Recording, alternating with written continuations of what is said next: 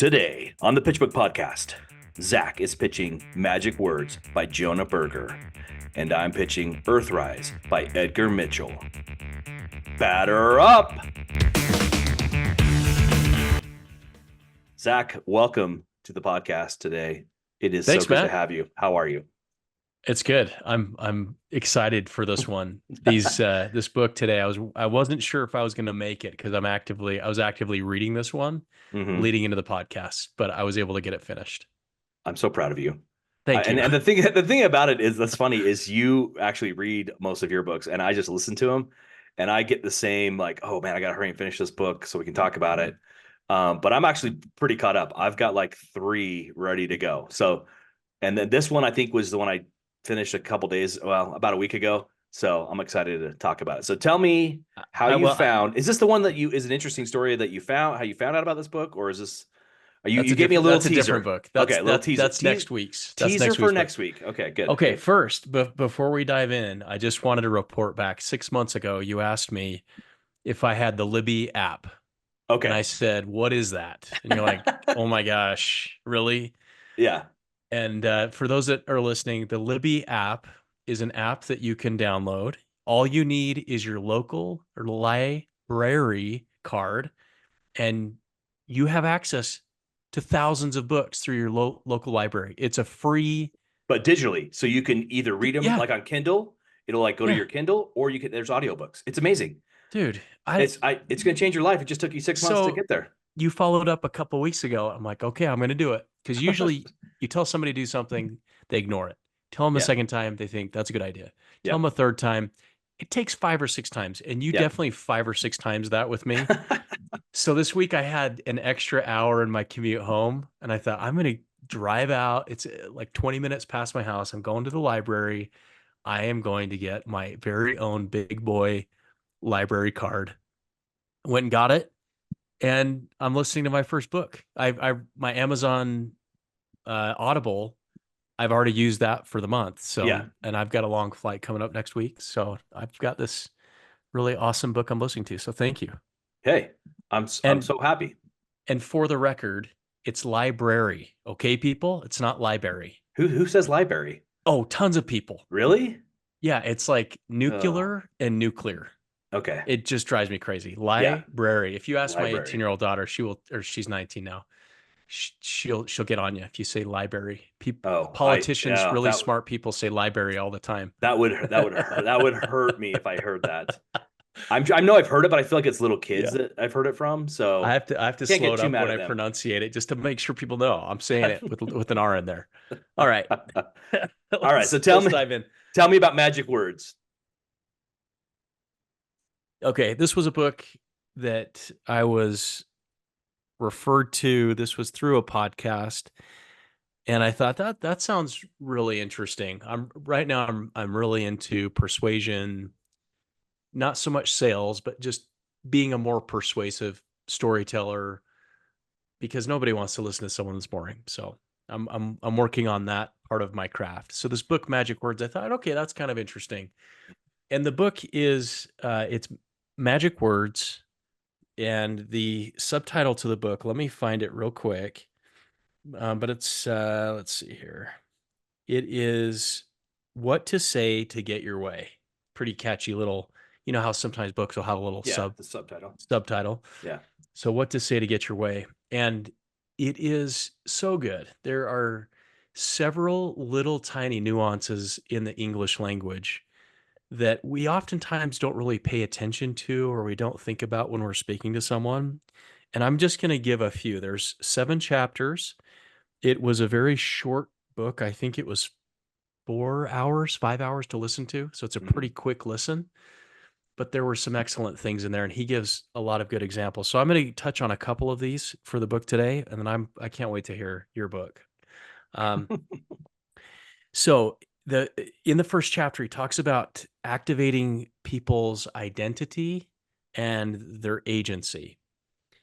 And one of the examples that he gives, and I thought about my kids. The other day, I was trying to get my kids to do the dishes. It was Mother's Day, and I felt like I was doing my part, but I thought the kids need to do their part too. So why don't you guys jump in Yeah. after dinner, do the Yeah. dishes? I sit down, I made dinner, I set the table, got everything going, and then the kids are just playing. They're just goofing off. I'm like, "Hey, let's get the dishes done. Let's go. Can you guys help me out?"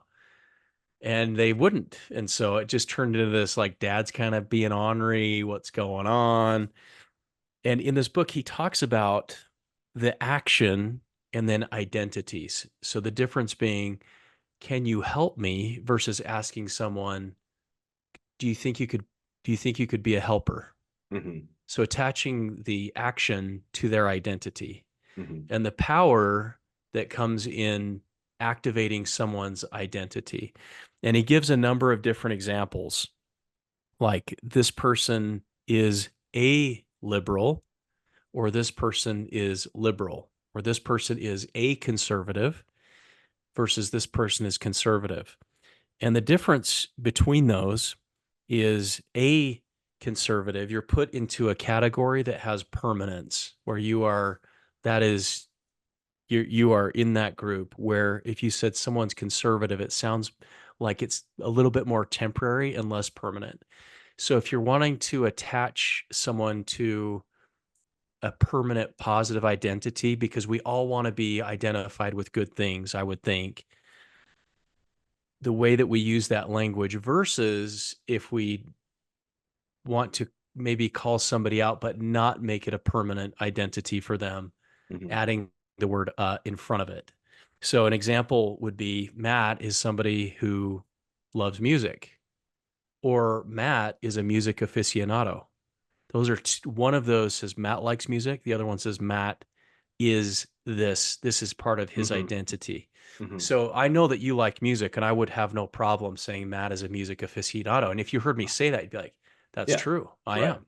Right. And you would have a positive feeling towards that. So the way that we use these words and languages and put people in groups or intentionally keep them out of a group can help persuade So, people's so mindsets. if it's a positive thing, right, or that it's something I would consider positive, the person you're talking to, you're going to say they are this, right, or that.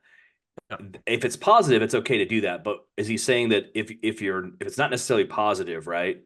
You don't. In other words, you're lying instead of you're a liar. Does that make sense? Like that's a Yes. negative connotation. So you're talking to your daughter and you're like, hey, I know you're lying, instead of you are a liar. Yes. Is that- Yeah, Okay. totally 100%. Here's an Okay. example from the book. An Okay. attorney representing their client in court saying to the judge, he's not a criminal, he just made a mistake. Right. So separating the action from the identity. Got it. Okay. And attorneys are very good at that. But if the identity is positive, it's okay to Go say, for it. okay, okay. Throw, yeah, yeah, yeah. Just making sure I'm not, not the brightest You, out here. So no, no, no. gotta explain it. Yeah, you totally got it. So this person runs a lot versus this person is a runner. Got it. So if you said Zach has a lot of tasks versus Zach is busy, those are two separate things in my mind. One says I've got a lot on my plate, but it's temporary, and the other one says like Zach's busy all the time. He's too busy Hmm. for me. Right. That might be construed as a negative. So when you're and those are really small nuances in Hmm. the English language, but have huge import to the people that you're talking to. Hmm. Can you help me? Do you want to be a helper? And people are like, yes, I want to be a helper. So let me tell you this because it reminded me before we move on to whatever the next thing is. My wife and I don't know where I heard this or I may have read it, but my wife and I kind of figured out like we say things as a question when we really want when it's really a request.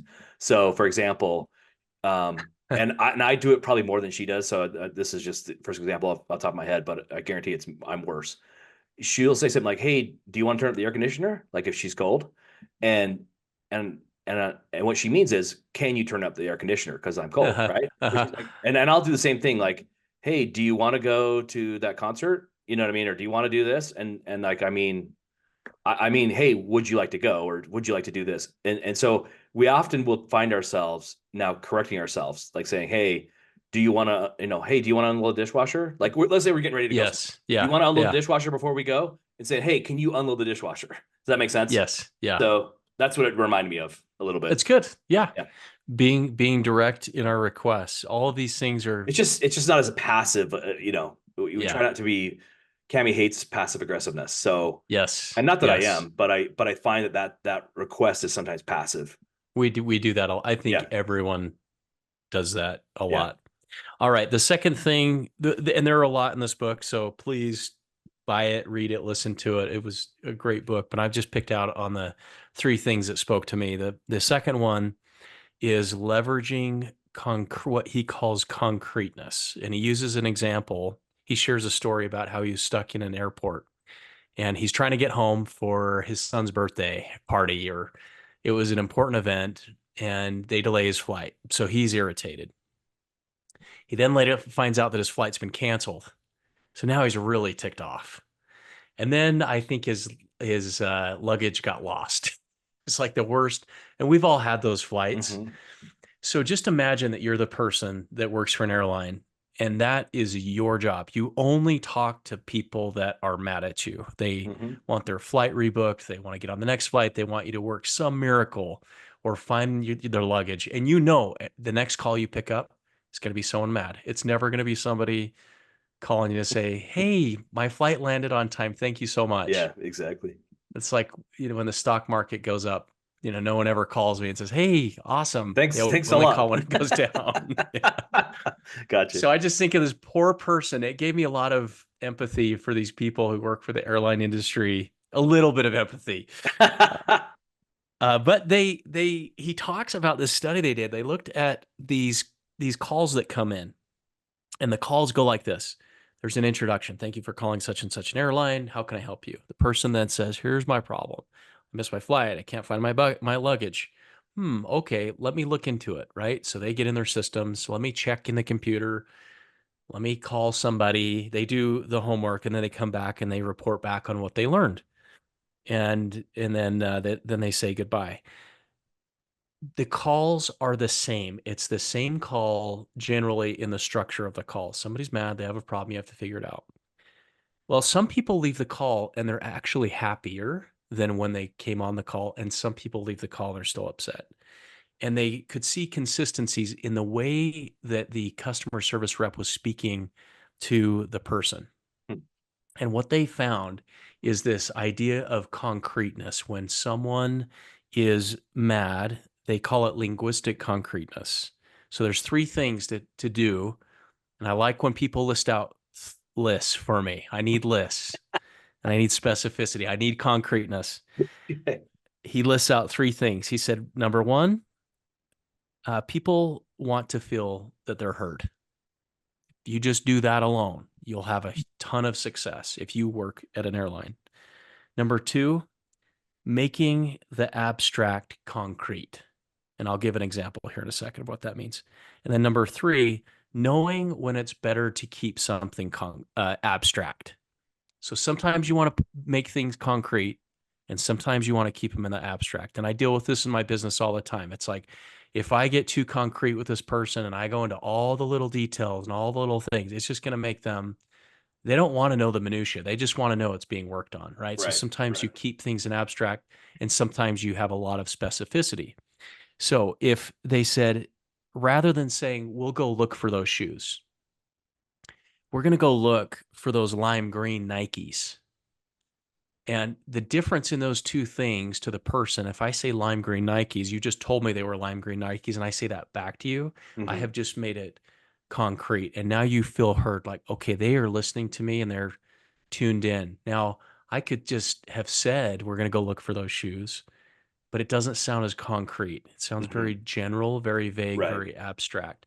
So when we're communicating, knowing when does this person need for me to be concrete in my language right now?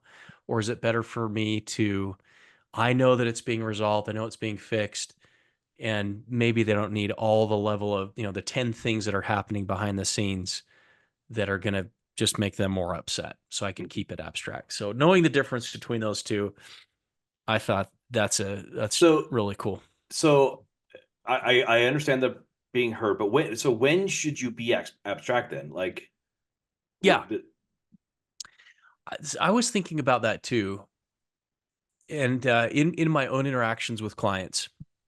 So if you and we don't have a lot of upset or unhappy clients, but throughout my career, I'm sure there's people that have been mad at me. There's been instances, not mad at me, but maybe a situation isn't Mad at the going right market. or Yeah. whatever. Yeah, anything. You know, there's all kinds of things, and so I always look at I'm the problem solver. I'm the person that dives in.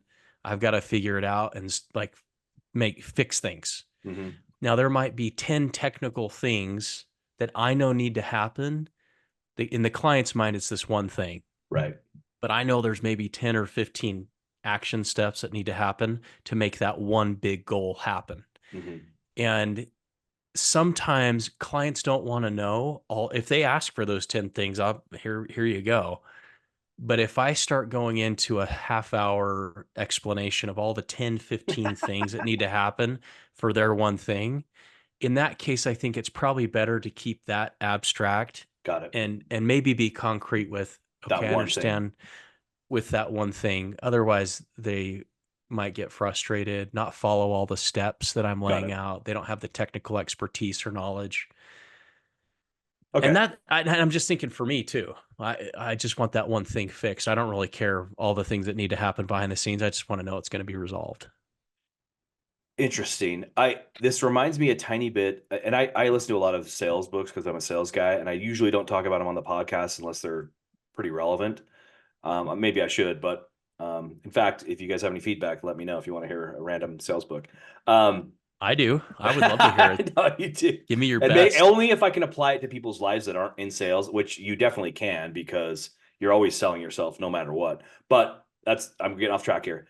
What I wanted to mention was there's the tip that I've heard, and I can't remember which book it was, but basically to use their language, right? So, for example, in my industry, people will do what I call a test, right, of something, but some people in the email will call it an evaluation. So if they say evaluation, I say evaluation, right? I use their verbiage to Mm, kind of mirror what they're saying, so that we know we're on the same page.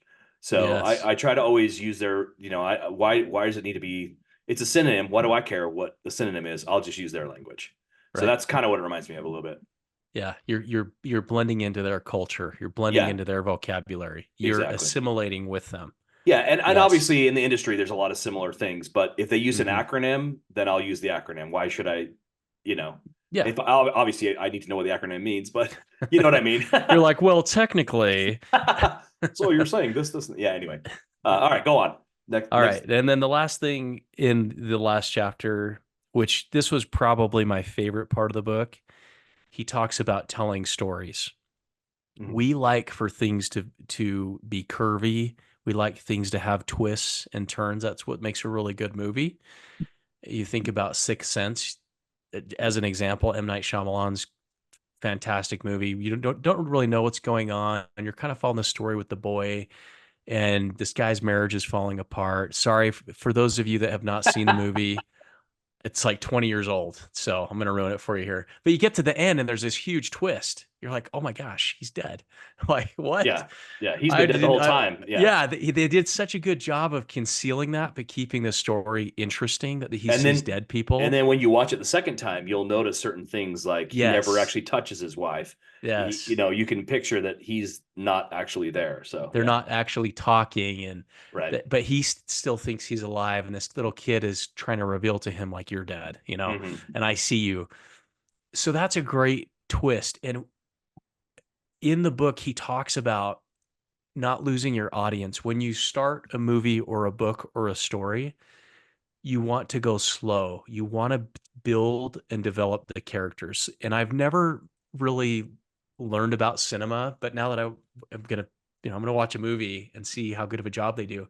But they'll generally start out really slow, build some characters, kind of get you invested. But and then people want things to speed up. Hmm. I've read books where the book never speeds up. They do the Hmm. character development. And it's like, come on, like Hmm. let's go. Biographies. You mentioned that where they'll Yeah. spend 3 chapters talking about the genealogy of this person. You're like, Yeah, oh my exactly. gosh, that's maybe a little heavy on the character development. Yeah. So, starting your story out slow, developing the plot, developing the characters, and then once everybody's into the characters, you speed the story up. You kind of put your foot on the gas, and people like the thrill, the excitement of the story moving along a little bit quicker. So uh, he does a really good job just about talking about storytelling, keeping people engaged, and differences versus similarities. He shares a story about Old Town Road, that song. Do you remember that Oh song yeah. by? Hmm. But he gets into, I didn't know the origins of that story of the rapper. I guess it was like a number one on the country billboards, and then the next week it was like number one R&B rap Right. song, Right. which I didn't know that. But it was kind of interesting about how some audiences like similarities, some like differences. So he gets into a few things. So overall, I really like the book Magic Words. So Oh, go ahead. back up just one second, Yeah. because what is the outcome of telling stories? Like, what's the benefit if I'm good at storytelling? What's the benefit that he lays out? I think all of the entire book is about persuasion. It's Hmm. about getting your way. And if you're telling someone a story, if you're pitching something to them, you want them to be engaged. You don't want to lose your audience. You're in sales, Hmm. and you can tell through body language when somebody's not listening, they're not paying attention, and you quickly, at this point in your career, you're probably like, immediately, I need to shift gears. I need to speed it up, or I need to Hmm. uh, Or it's pique their not, interest or or tell a it's, story. or you can tell they're not interested in, you're not going to do anything, so we might as well, cut it quick Yeah. and be Yeah. done, and it's Yeah. Go, okay. go, go for the no, the Sandler sells, Yeah, right? yeah, Like, let's exactly. just get to know as quickly as possible. Yeah. And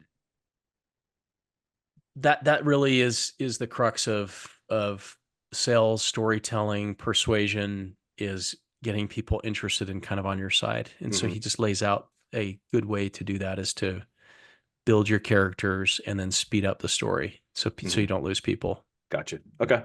But if you So, go too fast at the beginning of the story, uh-huh. and they don't know who the characters are or what's going on, Then they don't care. they feel lost and they don't Yeah. care. Yeah, so you Yeah. you have to build that. Okay. I've actually been trying to incorporate that, and in my where I work, but it's we deal a lot with like data and technical things. So, Sure. but there are some stories about previous customers that can help. You know what I mean? Yeah. And I'll say, Yes. hey, when these guys did an evaluation of this, here's what they found, and here's why it was important to them, and you guys might find something similar. So I've been trying to incorporate that a little bit, but it's not the easiest in this realm. Although with you might be able to say, hey, this particular person saved, is investing from a little as a Yeah. little child, Yeah. and Yeah. here's what happened to him, and here's why he or she did awesome in the market, and blah blah blah. All the Anyway, time. yeah, All yeah, the time. I bet you have a lot of good storytelling availability. There's a lot of good stories that you can tell. Yeah, for sure. A lot of war stories, good stories, bad stories. What Yeah. works, what doesn't work, Hmm. and it Well, is all about and storytelling. and you can even do that. So, for example, I kind of did that, and I'm not to get too much into my work stuff, but I basically said, here's the option, and you could do it this way. It's totally fine. I don't really care. But if you do it this way, here's what might happen. Here's the other side of it, and it's your choice. And Yeah, you let's can figure create out what's cliffhangers, right? you pick what you want. I don't doesn't bother me, but just know what you're getting into. And here's maybe why somebody made that decision and it was fine, and here's why someone did and they regretted it. And this person actually opted to make it optional so that they could trigger it at any time. Anyway, without There getting you too go. much detail. Yeah, All yeah. right. So what are you applying, and then what are you going to rate? All right. What I am going to apply, I want to work on the storytelling. That's part of the reason for this podcast, is getting better at hosting, asking questions, developing listening skills. So what I pull from the book, I thought the identity component was very powerful, and the storytelling. Those were the two things that I walk Mm-hmm. away from it, to be careful when you assign people an identity that Mm-hmm. maybe is transitory for them. That's Mm-hmm. just something they're doing right now, but they're like, I'm not a runner. I'm just But yeah, training for this one race, exactly. I'm not a psychopath. I just do psychopathic things. That's right. I'm not a psychopath, Your Honor. All Just right. So exactly. what are you gonna And rate it? I'm gonna rate it a home run. Okay. it hit a lot of elements, and I found some books. This one I did listen to, not on Libby, on Audible, but Hmm. I'll find that some books I can go autopilot and kind of quasi listen. This one I found myself not wanting to skip. I really, Hmm. so if I was busy doing something else, I'd pause it and I'd come back to it later to when I could Hmm. listen. And I Yeah, found, and I think that happens when I'm really interested in what I'm listening to. But our brains get busy and sure. occupied. So I was like, gotta pause it for now, come back so I can be a focused listener. Great, Perfect. great book. What a great story that you just told. All right. Thank you. Thank you. Twists and All turns. Let's speed it right. up. Exactly. Sometimes I feel like our things are long here. But anyway, so I read a book called Earthrise. And for those that are keeping track at home, this is based on a recommendation from my explorations uh, book, for lack of a better word, lecture. And this is a book that the professor recommended as he was telling explorations of space. He said, by the way, Earthrise is a great book that you should check out. It's about going to the moon. Oh, And it's you've probably seen the famous picture of the Earth from space. It's just, shows the globe.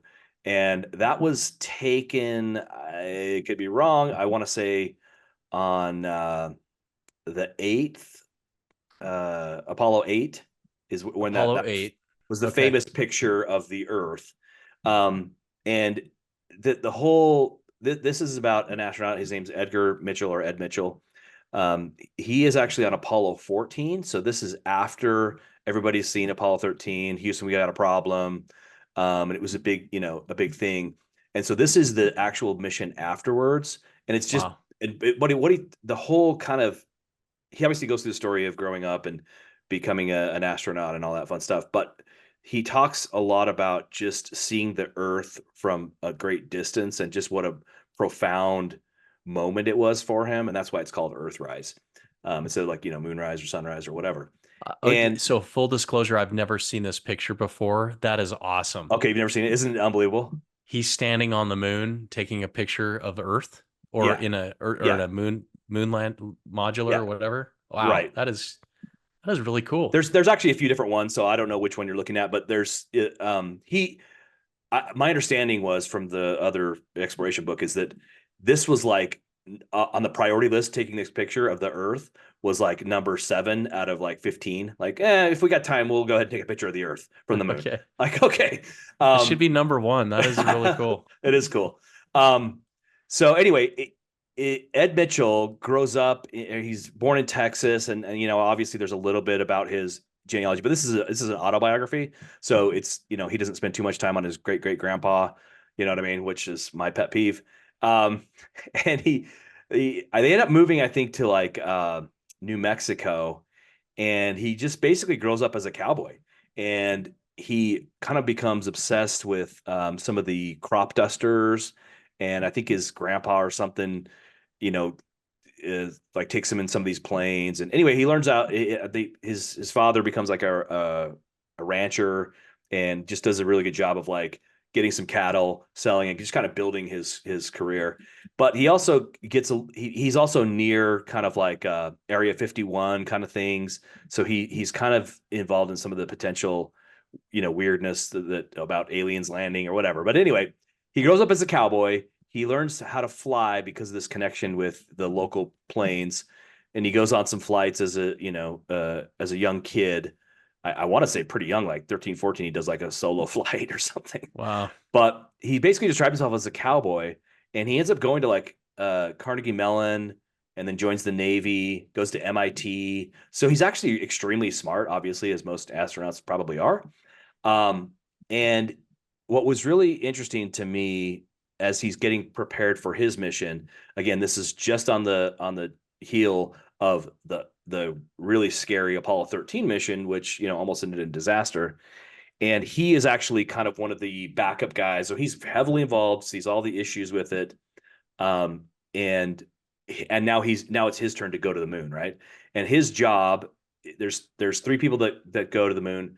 They have the lunar spaceship or whatever you want to call it that goes to the moon, And then his job, I think, is to pilot, and I could be wrong, maybe it's his buddies, but they basically two guys go down to the moon itself, collect specimens, explore, and hit golf balls. That's their job, right? And I think they have I think it's basically like 36 hours on the moon. And again, don't quote me on this, it might be 48 hours, but that he goes, one of the things again that sticks out to me is just all the preparation that goes into these things. And I guess I shouldn't be surprised, but there's all these fail safes, backups, and as he gets to the moon, again, this is the more interesting part.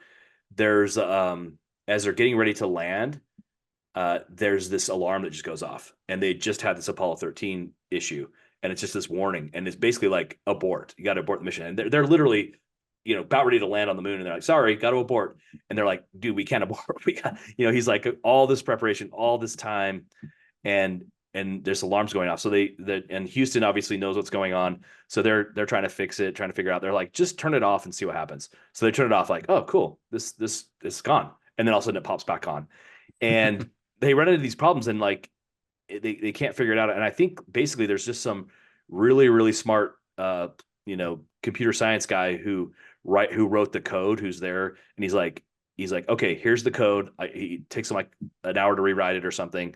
Try it out and plug it in and see if it works. And it does. So they've got like, they've got all this weird stuff that they have to be able to do and all these fail safes. And he's just super nervous that he's not gonna be able to land. And they finally are able to land, but the feet that land, it kind of like lands in like a tiny little, I don't know, like it doesn't quite land exactly perfect. So now they're nervous they might not be able to take back off, and they've got to worry about their oxygen. But it's interesting, again, like I said, the priorities, because it's basically once they put their spacesuit on and get out and walk around the moon, there's just task after task after task after task. And so he's trying to enjoy his time there, but then he's got like Houston in his ear saying, okay, now you got to do this. Okay, you got to do this. Now you got to go check out this. And one of their things is they're going to go check out one of the big craters that they landed on. And they don't quite have enough time. They start getting worried about their air. And so they didn't quite get to go down into it like they wanted to. Anyway, he just kind of, and it's interesting because everything's recorded. It's almost like having a journal, like of exactly what he said and what they said to him. So part of it is kind of like just him saying to Houston what he's seeing, and then him and then saying it back, right? So it's exactly what he's saying while he's there. And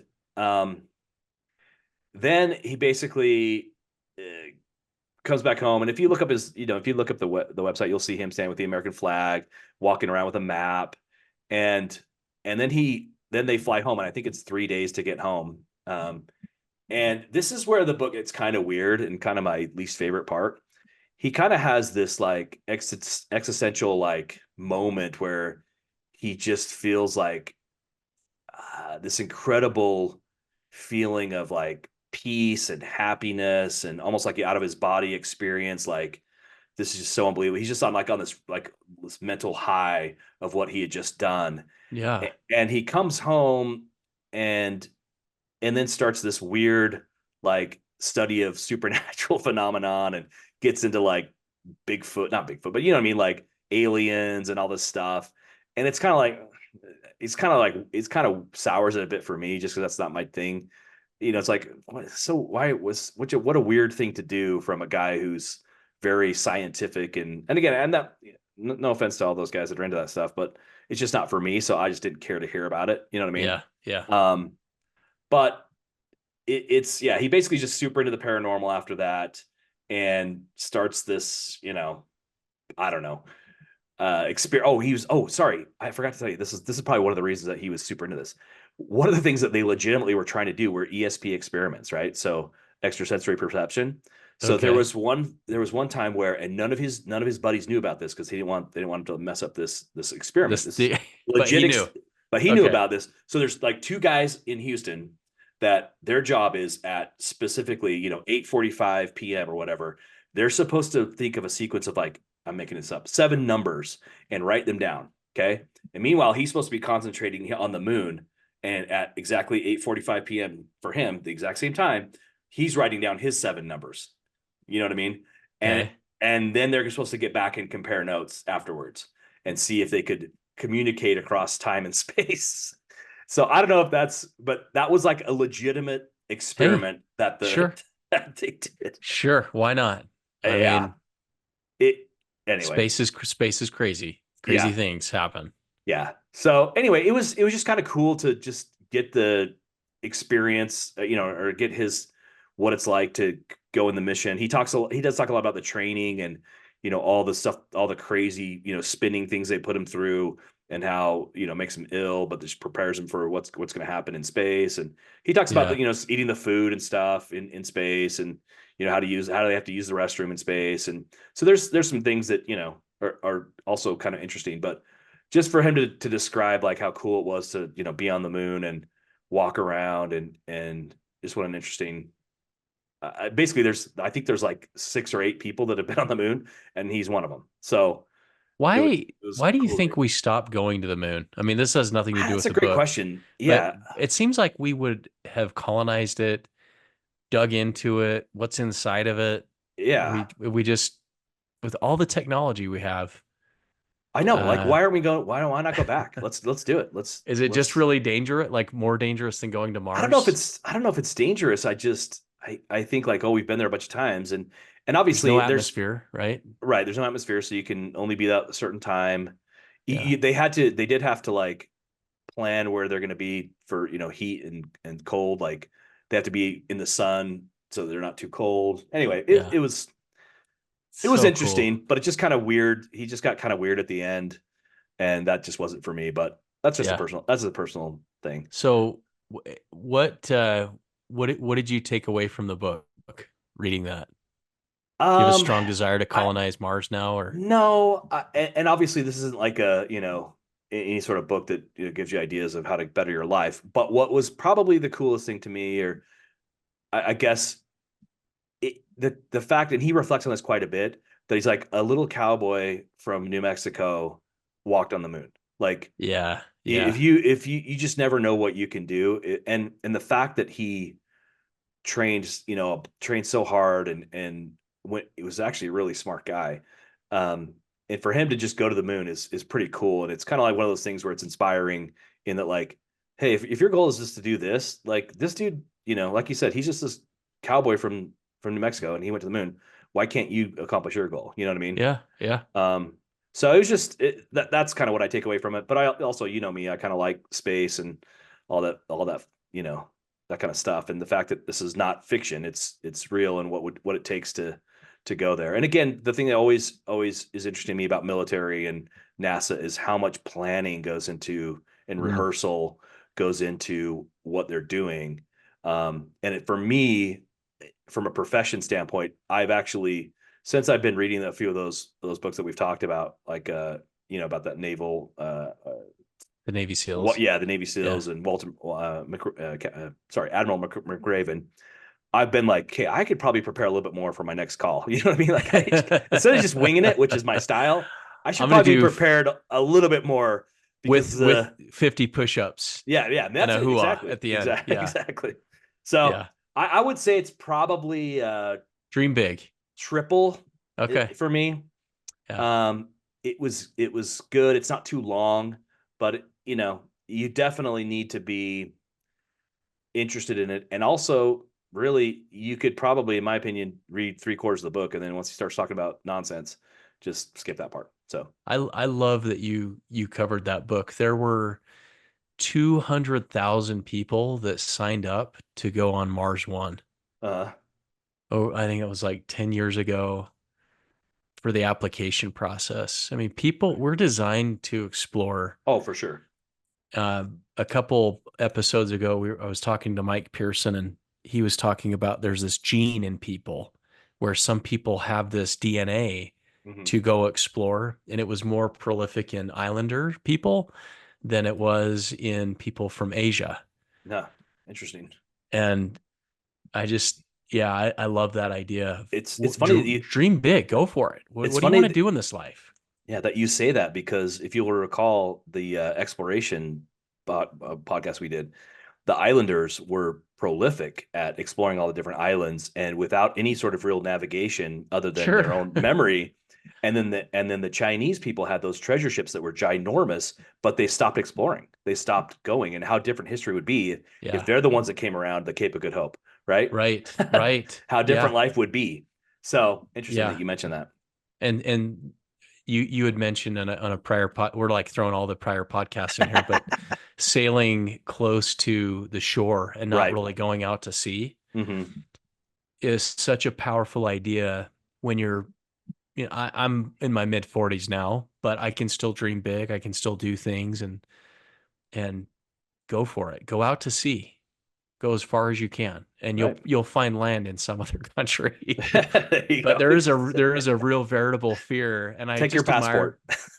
Yeah, I admire people that just go out. They could really go out to sea. They just go for it, and I'm kind of like, can I still see land? Okay, I'm Yeah, gonna go out here a exactly. little way to the next. I'll island hop, but Exactly. it is scary when you're just set sail and Yeah. we could die or no guts, no glory, I guess. Well, that's a great book. I love that image, Earthrise. For those listening, go look at that. Maybe I've seen that picture, but I didn't know that was the We had a poster, and I don't know why my dad bought this when I was a kid. We had a yeah. giant poster of that in our house, but it was like in the laundry room.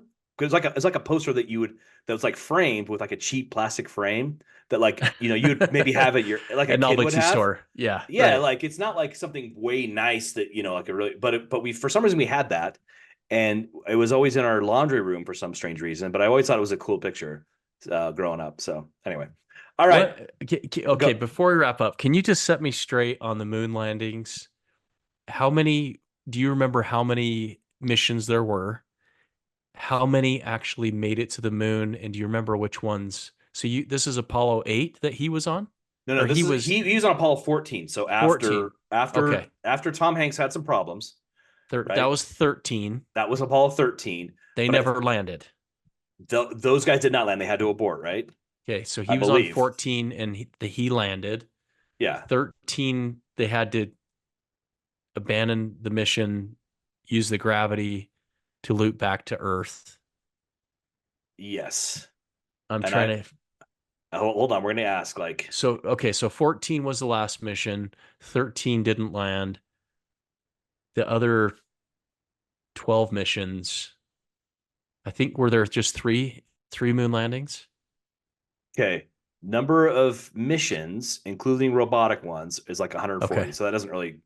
Oh wow. I'm Okay. looking on Gemini right now. I didn't know that. 12 people have walked on the moon. So 24 people have traveled to the moon, but 12 actually walked on the surface because they, you know, obviously there's somebody who has to be in the spaceship up top, right? So when the lunar landing, whatever you call it, module lands, Those people don't get Coco. They don't get interviewed ever.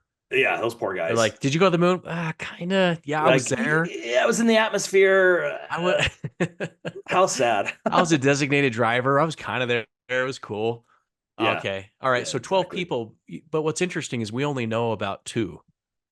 No, no, no. That Well, what I do you mean, mean? The most famous ones? yeah. Um, let's see. Human visits. Let's see.